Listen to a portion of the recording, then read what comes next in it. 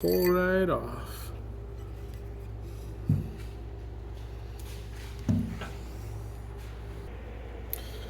This is the dreaded seal that leaks, causes all the drive unit failures. I see a lot of people struggle with pulling these seals out. A little seal puller, cheap, but it's very effective. You just got to have it in your vise, put it down under the lip,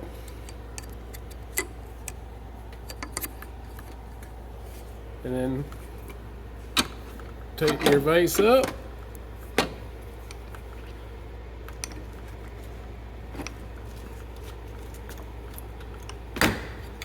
And pull the seal.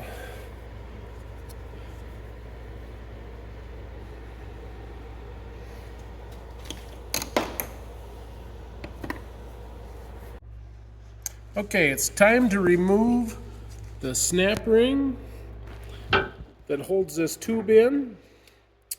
So you just go in and release the snap ring and pull it out. Now the snap ring is out. Now it's ready to drill. First of all, we're going to cut this tube off so we don't have to drill down so far. Cut. Now it's time to cut the tube off so we can put 1.125" or larger and drill that down to give the antifreeze room to flow.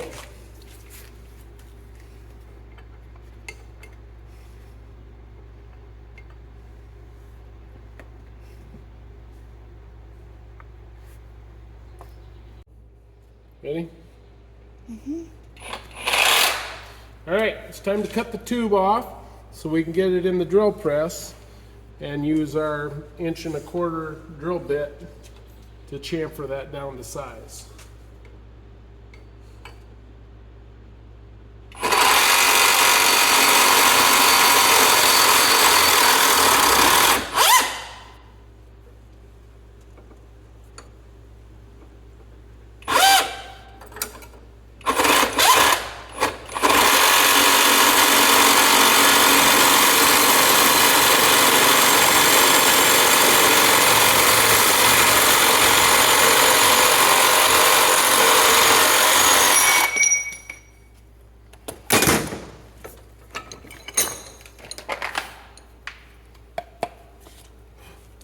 All right, now it's time to drill the rest of the tube down. I have a 1" drill bit here, and we're going to drill it down to give us a little chamfer, and we'll get started.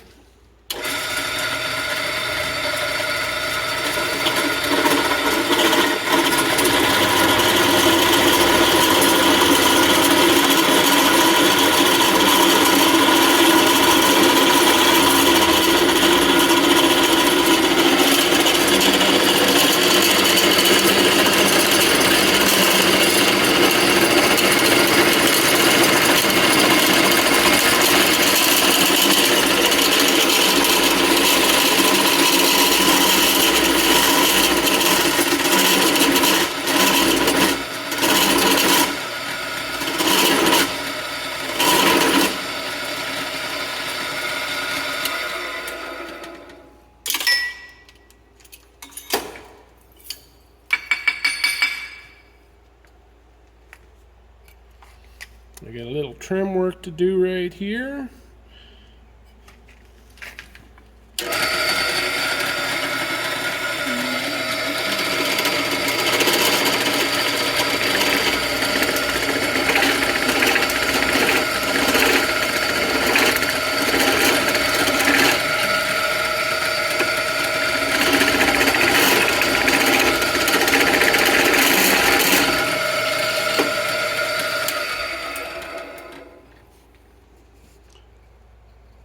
And now she's ready for the cap.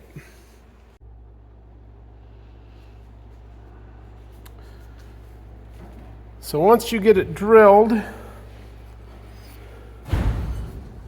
you'll have it all ready. And if you look, you can see the ports that are all down and around in there. So now your flyover tube hooks here, and your tube from your hose goes here, and this is where it connects to the drive motor. So basically, it's very imperative that you retain this flyover tube. You got to have the flow continue on to your flyover tube to continue the rest of the temperature and the flow in the motor. So here is the stainless steel cap. And what I do is I'll put the stainless steel cap, and I use an 1 3/8" socket. But what you want to do is it has to push on this upper edge. Don't push in the middle. It needs to push on that upper edge, but you don't want it too tight around the outside.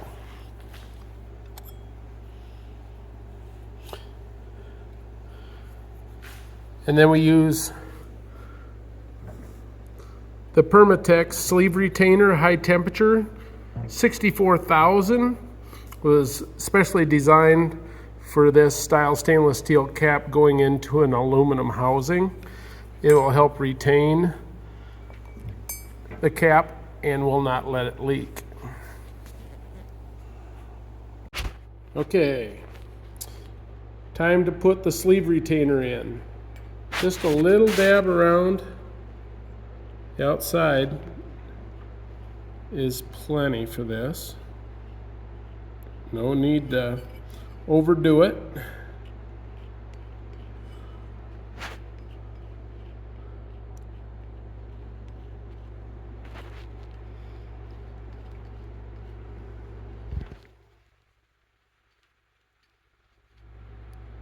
So it's all the way around in there.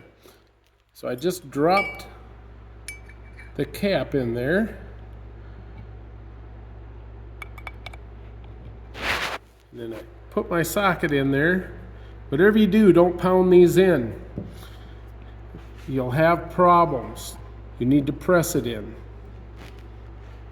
Let's go to the, and we'll just turn it in with the vise. So it's pushed in there. Bring it down so it's squared in the vise. And the vise and your square ends in your vise will keep it going in squarely. So you'll see how nice and easy that presses in, just nice and easy. And when it bottoms out, you will tell it's bottomed. It's there, it's all the way in.